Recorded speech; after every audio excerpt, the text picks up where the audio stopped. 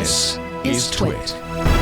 Apple stunned this week when they announced not only we're going to give you a new 16-inch, which, by the way, I had given up on. I thought, because Ming-Chi Kuo, the analyst, said it'll be next year. They slipped it out, this little press release.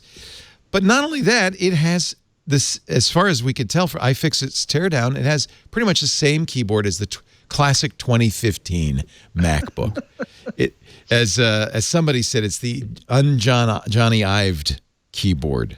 I don't think you can blame Johnny Ive for those terrible keyboards, but anyway.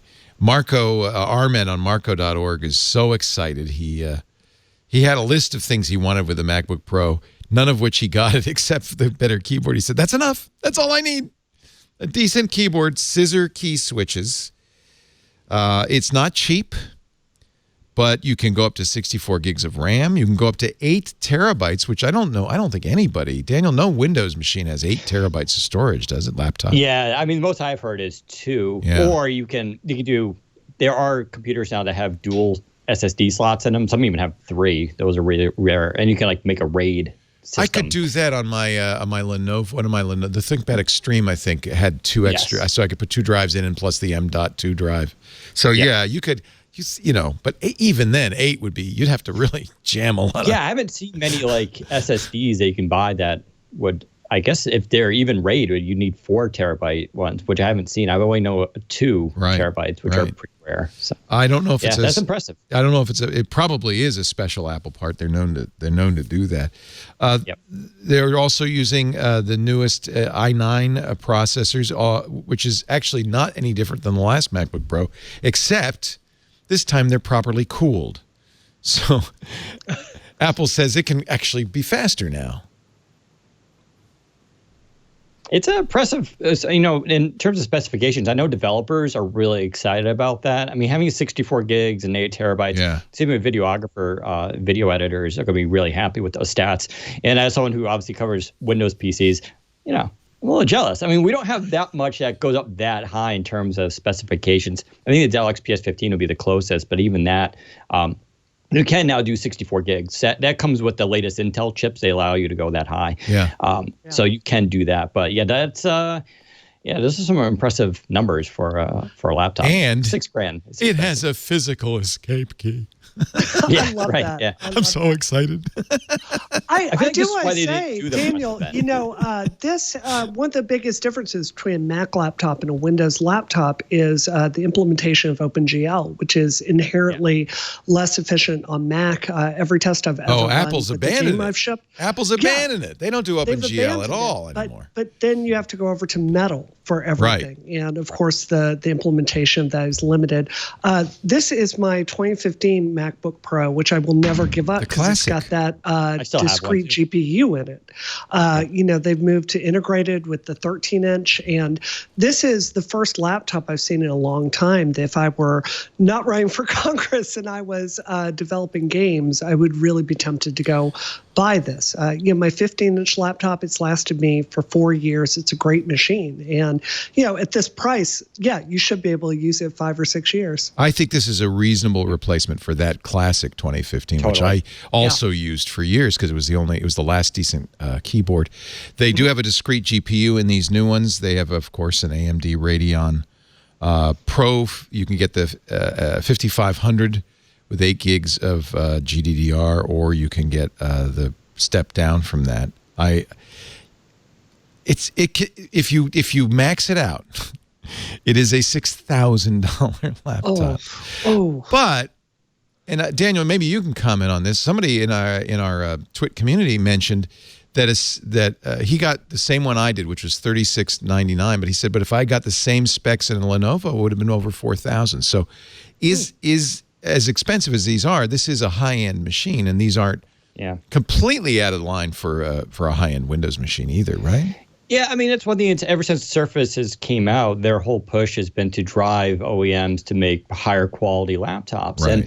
And, back in 2015, I have the MacBook Pro because they were so good even putting Windows 10 on it was still sometimes a better experience Walt than what we Mossberg had. in the Wall Street Journal famously said the best Windows machine out there is the MacBook Pro. It's true. And in 2015, you can make that argument, but I would say because of Microsoft's pushing Surface, now you have HP, you have Lenovo and Dell, who all make some really killer laptops in terms of quality, performance, and hardware that rival the MacBooks. And then you had Apple themselves screw up, right, with the keyboards. They had 4 years almost of really negative coverage of these keyboards, and you combine that, it's no surprise that they saw a dip in sales. Now they're this is good that they're making a comeback, right? This is going to be, I think, a really popular laptop. I think a lot of people will buy it. I think exactly like Brianna, like people from the 2015 version will definitely want to upgrade to this. And that's actually a nice upgrade path. I mean, 4 years is a long time, but if you have the 2015 version, that is what most people hold on to laptops for, 4 or 5 years. That's normal. It's not like people like me who gets one every 3 weeks. So I think this was a good move by Apple. But they didn't hold a press event, right? And I think the reason for that was obvious. They would have loved to have shared all this stuff, but half of it would have been, we're walking everything back. So that's not a good story to tell. That's the amazing thing. Like, kudos to Apple for having walked this tightrope that we all knew they were walking, that they never had to admit that they screwed up, that they never had to do a recall. They just said, oh, those magic keyboards that we ship with iMacs? Yeah, we put those in laptops now because those are really the best keyboards. And so they got to paint it as progress as opposed to admitting mistakes. Like that's chef's kiss sort of PR magic on their part. To be fair, they kind of admitted a mistake because they do have it's not a recall, but they do have a repair program for the replacement for the Butterfly fiasco. But you're right. And by the way, to Apple's credit, they admitted they made a horrible mistake with the last Mac Pro.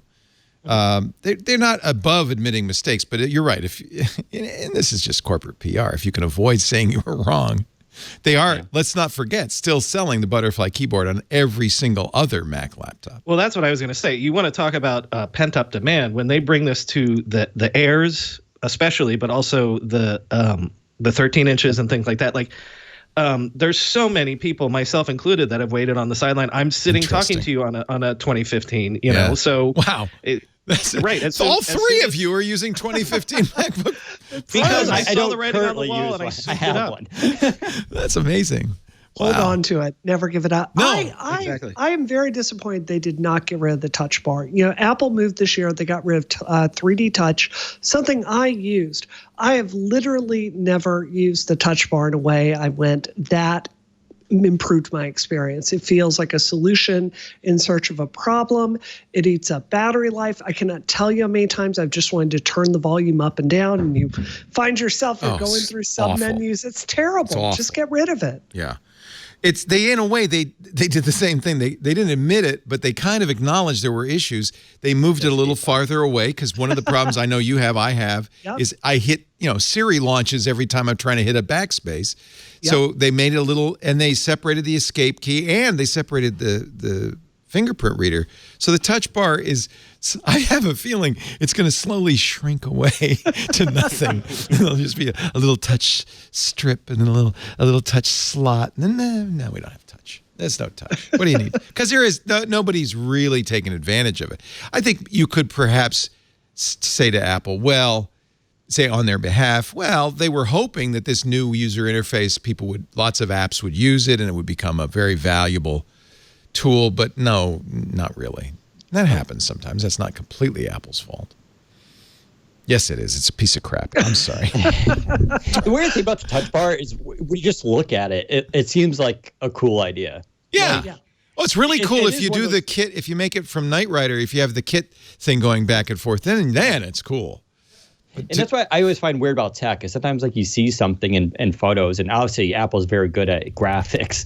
But if you were to show anyone that in 2015, I think most of us would be like, that could be kind of interesting. That's kind of cool. But then it turns out that in practical usage, it turns out it's not a good idea. And it's a poor substitute for their lack of touchscreens, which is that's really what it was about, wasn't it? Yeah. But again, I don't know if Apple knew that it was going to be stupid and useless, and so you got to give them some credit for at least trying stuff, right? Well, that's the Knight Rider, man. That makes it so cool. You'll even play the Knight Rider theme if you wanted to. Well, and in their defense, all it would have taken was one app to have made a killer use of it. Right? Some Adobe or somebody had used it, and oh my God, it's transformed how I use Photoshop or whatever. Right. If one person had been able to do something with it, then we'd be having a different conversation. Yes, exactly. I think this is one of the benefits with the PC world because you have so many manufacturers and OEMs. Like you have Lenovo, I've been giving a lot of credit to. Like they make some really wacky stuff, right? We have like the Yoga Book, the thing with the dual screens and keyboard. Yeah. Now they weren't expecting that to sell a ton, and it was kind of an experiment for them to put it out there. And it's neat that they can do that and not have to like be their entire reputation. Whereas Apple has so few laptops that when they commit to something, it's the only version that's going to be out there. So they either take it away the next year, which is just an obvious thing, or they try to ride it out for a bit. But at some point, they have to make a decision as to its future status. I think this time they're going to wait till they do a significant redesign again before they pull it out. So yeah.